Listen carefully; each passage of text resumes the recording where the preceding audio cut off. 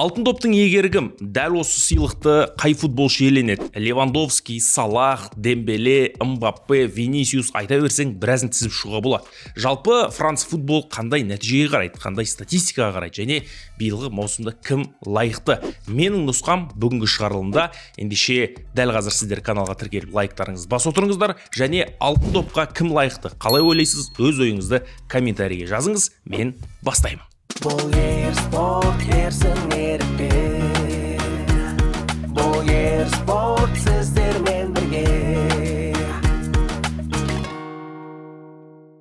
Фондағы достарымыз Ерспорт YouTube арнасының барлық көрермендеріне керемет байқау ұйымдастырып жатыр. PlayStation 5 өз командаңызбен Лига чемпионов жеңіп алыңыз, клубтар арасындағы әлем чемпионатын жеңіп алыңыз, чемпион мира қылыңыз. Оны ұту үшін енді төменде бекітілген сілтеме бар. Соған өтсеңізде шарттары тұр. PlayStation 5 ұтып алыңыз да рахаттанып өз үйіңізде ойнаңыз. Ендеше іске сәт. Жыл сайын Франс футбол журналының сыйлығы, яғни алтын доп бір футболшыға беріледі. Биыл 69-шы рет ұйымдастырылған деп отыр. 1956 және 2006 жыл аралығында алтын допты журналистердің дауыс беру нәтижесінен кейін анықтаған, ал 2007 жылдан бастап бұл дауысқа ұлттық құраманың капитандары мен бас бапкерлері қосылып дауыс беретін болды. Бастапқыда бұл алтын доп сол 56 жылдан бері тек еуропалық футболшыларға ғана табысталған болатын. Ал 1995 жылдан бастап барлық футболшыға табысталатын болып шешілді, бірақ та ол ойыншы еуропалық клубтарда, яғни Еуропада өнер көрсетуі тиіс еді. Содан кейін 2007 жылдан бастап тағы да өзгеріс жасалды. Бұл алтын допты бүкіл әлемнің лигасында ойнайтын, бүкіл әлемнің ұлтына лигасына қарамайтын заң қабылданды, яғни кез келген ойыншы бұл сыйлыққа ие бола алады деп бекітілді. Енді бұл алтын допты берер кезде қандай статистикаға қарайды? Жалпы осыған дейін бір жылдық оның толықтай нәтижесін қараса, статистикасын бір футболшының 4-ші жыл, биыл міне 4-ші рет осы бір маусымның статистикасына қарайды. Яғни 1-ші тамыз күні лигалар басталады, 1-ші тамыздан бастап 31-ші шілдеге дейін аралықтағы футболшының ұлттық құрама, клубтық деңгей, лига чемпионов бүкілінің қорытындысы бойынша үздік футболшыны анықтайды. Ал алтын допқа үміткерлердің тізімі осы жылдың, яғни 2025 жылдың тамыз айында үміткерлердің тізімі шығады. Содан кейін дауыс беріледі, дауыс берілгеннен кейін осы алтын доптың иегері анықталады. Жалпы соңғы алтын допты алған ол Родри. Родриді қазір көбісі жақтырмайды. Жақтыратындар да бар, жақтырмайтындар да бар. Лайық дейді, лайық емес дейді. Сол жылы Винисиус алу керек дейді. Родриға тіпті алтын допты мүлдем берудің қажеті жоқ дейтіндер де бар. Енді бұл жерде әлемнің пікірі сол уақытта екіге бөлінді. Өйткені Винисиус Реал Мадрид сапында өте ғаламат маусым өткізді, голдар соқты, команданы бір чемпиондыққа бір сүйреген ойыншы болды. Родри енді алаң ортасында көбінесе бізде енді жартылай қорғаушыларға алтын доп көп берілмейді. 2010 жылы Уэсли Снейдердің обалына қалғаннан кейін жалпы жанкүйерлер жартылай қорғаушылардан үмітін үзген. Сол жылы Лионель Мессиге бере салған уақытты естеріңізде болар. Нағыз бір алтын допты ұрлап алған тарихи бір сәт сол уақыт деп айтсақ болады. Өйткені Интер командасын чемпиондар лигасының жеңімпазы ретінде танытқан, Голландия сапында ғаламат маусым өткізген Уэсли Снейдер сол сыйлықты ала алмады. Айтпесе сол Лионель Мессиді чемпиондар лигасында ұшырып жіберген болатын Интер. Міне осындай бір сәтсіздіктер, осындай бір әділетсіздіктер бұл премияда болған. Енді шынымен де көп мықты ойыншыларға бұйырмай кетті. Кейіннен бұл сыйлық бағаланбай кетті. Менің де пікірім бойынша бір жай ғана журналдың бір сыйлығы. Әрине легендарный болып кеткен, әр ойыншы алғысы келеді, бірақ бір журналдың сыйлығы үшін қазір басқа тұрудың да қажеті жоқ деп ойлаймын. Енді биыл кім лайықты? Менің ойымша биылғы маусымда өте бір керемет ойын өткізген футболшылар бар. Солардың қатарына бірінші кезекте мен атап өтетінім Ямал, Мбаппе, Рафиня емес, ол Мұхаммед Салах. Ағылшын премьер лигасында ойнау ол өте қиын. Ол жақта бәсекелестік мүлдем басқа. Ол жақта сіз Ноттингем Форест немесе Фулхэмге қарсы ойында әжептәуір қиналып ұтылып қалуыңыз мүмкін. Ағылшын премьер лигасы бұл әлемдегі нөмір 1 лига, оған ешкімнің дауы жоқ шығар. Мұхаммед Салах биылғы ағылшын премьер лигасында 38 матчта 29 гол соққан және 18 нәтижелі пас берген. Сол кезде ол ағылшын премьер лигасында 47 голға қатысқан. Не деген керемет сандар бұл. Англия лигасының кубогында 5 ойында 2 гол соққан, ол жақтадан 1 нәтижелі пас, Лига чемпионовта 9 ойын, 3 гол, 4 пас, міне осындай нәтиже. Бірақ Мұхаммед Салахтың бұл көрсеткіштеріне байланысты алтын допты бермейді. Неге бермейді? Өйткені Мысыр құрамасы осы 31 тамызға дейін ешқандай ресми бір айтулы матч ойнамайды.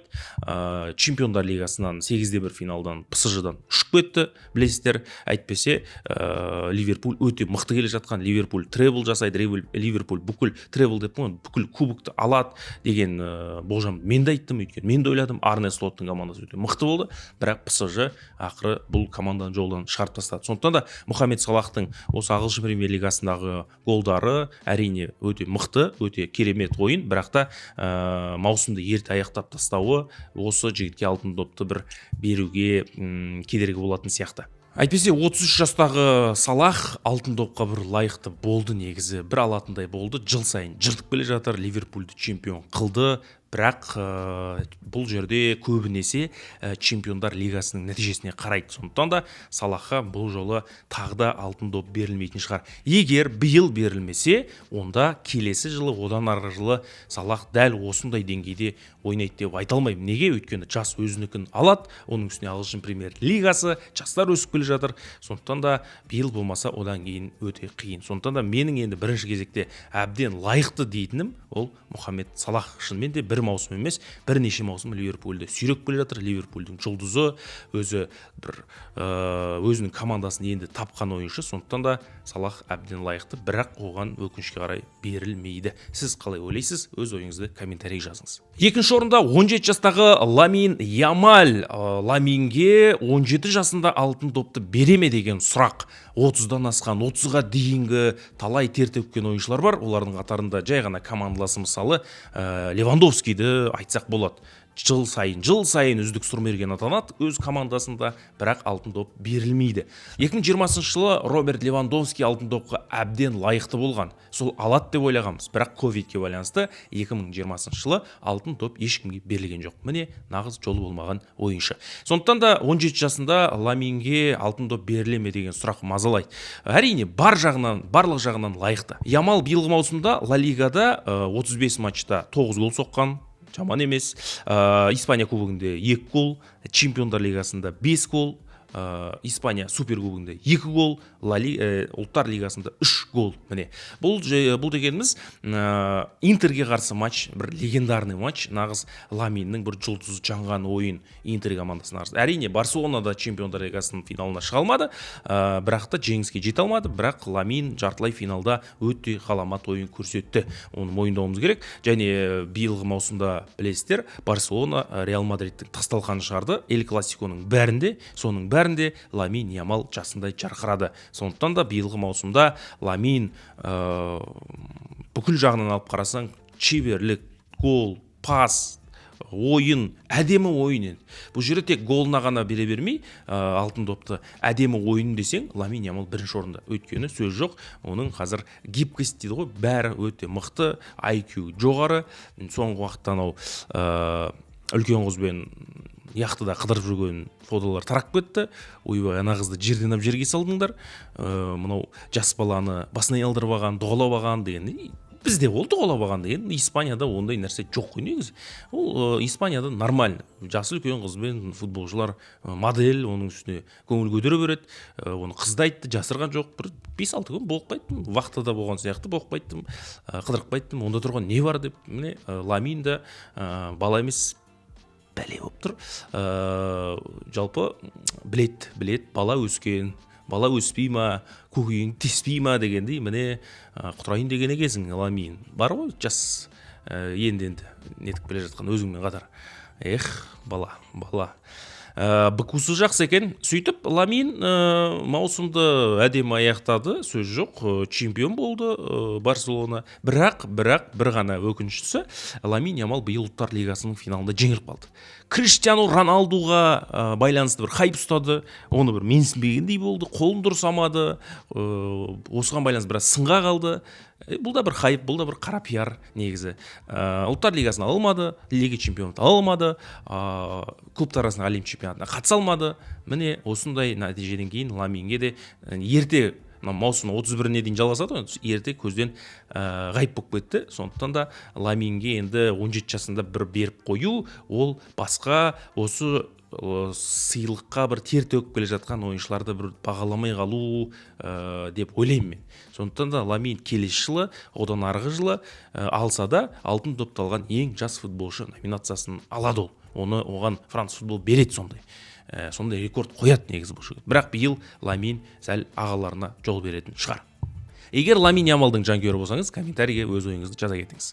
Екінші орында бразилиялық Рафиня. Рафинияда биыл сөз жоқ, өте керемет маусым өткізді. Рафинияда тура сол осы Ламин сияқты, ол да клубтар арасындағы әлем чемпионатында жоқ. Бразилияның ойыны сабыр маңызды ойындарын 31-іне дейін бар деп айта алмаймын. Сондықтан да бұл жерде Рафиня енді оның үстіне оңтүстік Американың әлем чемпионатына бір таласы, бір қызық емес. Бразилияның ойнаса бір қызық емес. Рафиняның Бразилия құрамасында да іріп жүргенін білеміз, атмосфера дұрыс емес екенін білеміз. Енді ол жаққа Анчелотти барып қалай болатынын да көре жатармыз. Бірақ бұл жерде Рафиня алтын допқа клубтық деңгейде лайықты болды. Неге? Өйткені 36 матч, 18 гол, Лига чемпионовта 14 матчта 13 гол соққан. Не деген керемет статистика.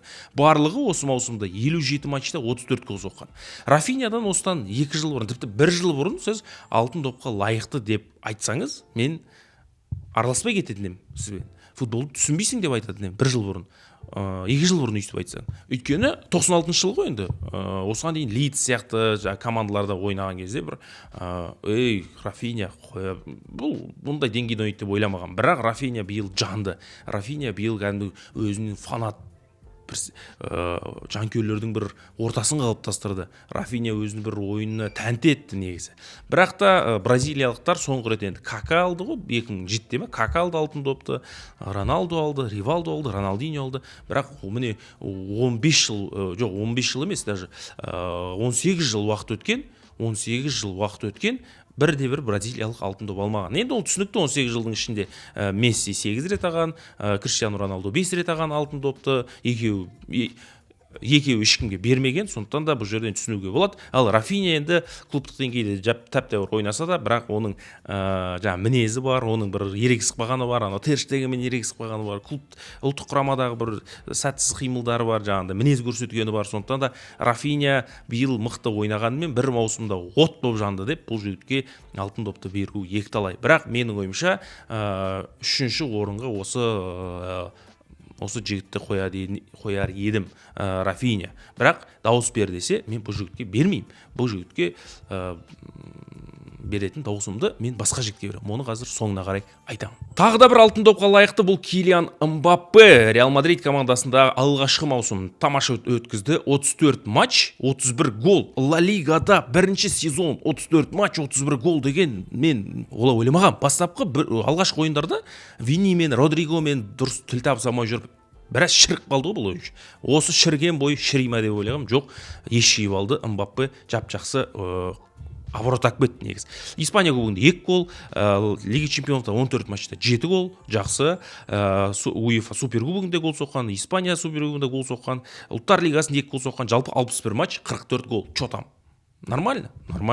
Чо там? Сет, чо там? 36 суши, 1 кола болып тұр ғой, 44 суши, 6 фри, 5 кола, 5 шашлык, 1 кола. Міне, 1 кола деген бір қызыл қағаз бар екен. 8 пенальтиден гол соққан. Нормально, 8 пенальтиден гол соғу деген жаман емес. Сондықтан да Мбаппе алтын допқа лайықты. Неге? Реал сапында алғашқы маусым сәтті ойнады, бірақ кубок жоқ. ПСЖ-дан кетті, ПСЖ кубок алды. Мбаппе де ішкі чемпионатты алған жоқ, кубок алған жоқ, Лига чемпионов алған жоқ, Лига нация алған жоқ, клубтар арасындағы әлем чемпионатына ойнамай жатыр, іш ауырып, дұрыс диета жоқ. Іш ауырып, клубтар арасында әлем чемпионатына қатысамау деген, ол алтын допқа деген сенің мүмкіндігіңді шауыпты деген сөз ғой. Алтын доп негізі Донарумаға да бере салу мүмкін, негізі мен таңғалмаймын бұл. Просто Мбаппеге де бере салу мүмкін. Бірақ Мбаппе сол бере салу мүмкін дейтіндегі апару керек қой. Әлем чемпионатында ойнап кеше анау кімді Аль Хилалдың қақпасына хет-трик жасап шулатып жатса, мынау что там деп мынау ойланады ғой Мбаппе. Бірақ жоқ, ол келеді де ауырып қалады. Бәй қайдам сол мынау француздарға мынау Мбаппеге сенім жоқ. Больницада ма, әлде басқа жерде ма, Ламин Ямал сияқты бір жерде жүр ма, оны бір құдай біледі. Сондықтан да Мбаппе биыл енді тамаша ойнады, бірақ енді алтын допты бұл жігітке беру екіталай. Енді соңғы нұсқа. Енді бұл француз футбол кімге береді алтын допты? Кімге береді? Менің ойымша алтын допты беретін футболшы ол Усман Дембеле. Дембеле алтын допқа лайықты. Барселонада 2 күннің бірінде жарақатап, больницада жүретін, балдақпен жүретін Дембеле биыл PSG-мен кәдімгі бүкіл трофейді алды. Кубокты алды, чемпионатты алды, Лига чемпионовты алды, Франция мен ұлттар лигасын ала алмады. Бірақ Дембеле биыл енді команданың нағыз тас жері болды, нағыз моторы болды. Дембеле бүкіл жағынан алып қарасаң, биыл алтын допқа лайықты ойнады. Балалық шағын артқа тастады, бала өсті, сүндеттел артық кетіп балам кейде. Өсті бала, жетілді, санасы өзгерді, миы өзгерді, ойлау жүйесі өзгерді, нормальный адамдармен араласа бастады. Сөйтіп міне Дембеленің нәтижесін қараңыз. Биылғы маусымдағы статистикасын мен айтып берейін. Бұл жігіт 97 жылы. 97-лер болса бір қолдарını көтеріп, мен 97-мін деп лайк басыңдар. 97-лер биыл 10 жылдық па сендерде? 97-лерде 10 жылдық па дей? Так. Олай емес ау. Жарайды, бола берсін. Боқ өткен шығар. 28 жастағы бала. Лига 1-де 29 матч, 21 гол. Әңгімең бар ма? Жоқ. Франция кубогы 4 матч, 3 гол. Әңгімең бар ма? Жоқ. Лига чемпионов 15 матч, 8 гол. Әңгімең бар ма? Жоқ.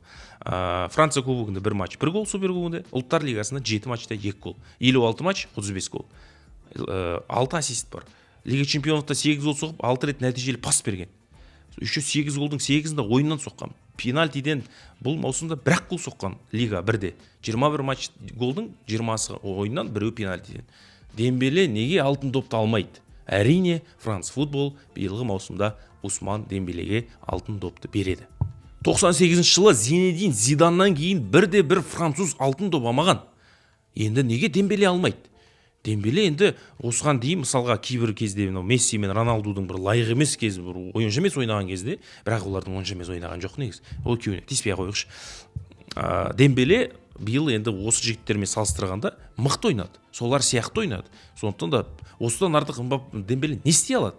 Бәрін істеді. Қолдан келген аянған жоқ. Сондықтан да Дембелеге алтын допты француз футбол биыл береді. Өз ақыры француз футбол екен, өз ақыры Франциядан шығатын журнал екен, өз айналасында француздар екен. Хоп деп Мбаппеге бере алмаса да Дембелеге береді. Дембеле Мбаппенің орнын жоқтатқан жоқ. Сондықтан да бұл маусым осы жігіттікі. Мен де осы сыйлықты Усман Дембелеге тапсырамын. Үздік шабуылшы деген бірақ менікі. Оны өзің алып тастай саласың, жерге Дембеле деп жазып аласың. Сөйтіп осы сыйлықты Усман Дембелеге беру керек. Сол әбден лайықты. Салахты айттым, Рафиняны айттым, Ямалды айттым, Мбаппені айттым. Әрине бұл жігіттер де мықты ойнады. Бұл жігіттерге беріп жіберу мүмкін. Бұл бәрін күтуге болады, негізі айттым ғой. Бірақ Дембеле осылардың ішінде ең мықтысы. Өз ойыңызды сізді комментарийге жазыңыз, келіспесеңіз өз еркіңіз, келіссеңіз өз еркіңіз. Әркімнің өз ойы бар. Менің ойымша Усман Дембеле. Жалпы енді алтын допқа басқа да лайықтылар болса, комментарийге тізіп шығыңыз, қай жылы кімге берілу керек еді, қай жылы әділетсіз болды, оны да өз ойыңызды ортаға салыңыз, талқылайық, жазайық, бірге осы тамыз айына дейін алтын допты алдын ала өзіміз тағайындап, мынаны бірге беріп тастайық. Сосын алдында чемпиондар лигасында осындай бір жиде алып келгем. Бұл этикеткасы алынбаған, киілмеген Интер PSG естелік болады. Осы сыйлықты мен ютубта оқырмандарыма берем. Алдында айтқан бір мықты комментарий жазып жүрген, мені қолдап жүрген біреу таңдап алам деп. Соны осы выпускта қолдап жіберіңіздер. Осы выпускқа да біраз комментарий жазып өз ойларыңызды айтыңыздар. Әр ойыншыны мықты суреттеп берген оқырманыма осыны почтамен салып жіберем. Астана болса өзім апарып берем, Қарағанды болса, Павлодар болса, мынау Көкшетау болса, Индраермен, Яндекспен салып жіберем. Алыс жақтар болса, осы сыйлықты почтамен болсын салып жіберем. Енді бұл да бір естелік, бір тастауға, жұмысқа киіп тастайсың ба, қонаққа киіп барасың ба, бір подкасттарға киіп барасың ба, отырысқа киіп барасың ба, өзің білесің. Естелік бұл анау кәдімгі Германияның Мюнхеннің төрінен алынған сыйлық. Сондықтан да белсенді болыңыздар, комментарий жазыңыздар, ал мен келесі шығарылымға дайындала берейін. Назарларыңызға рахмет, достар, каналға тіркелуді ұмытпаңыздар. 20 мыңға аз ғана қалдық. Алтын топтың иегерін бірге анықтайық, бірге өз ойымызды жазайық, комментарийге белсенді болыңыздар. Назарларыңызға рахмет. Ерспорт арнасы, ерсін ерік, келесі кездескенше. Бұл Ерспорт, ерсін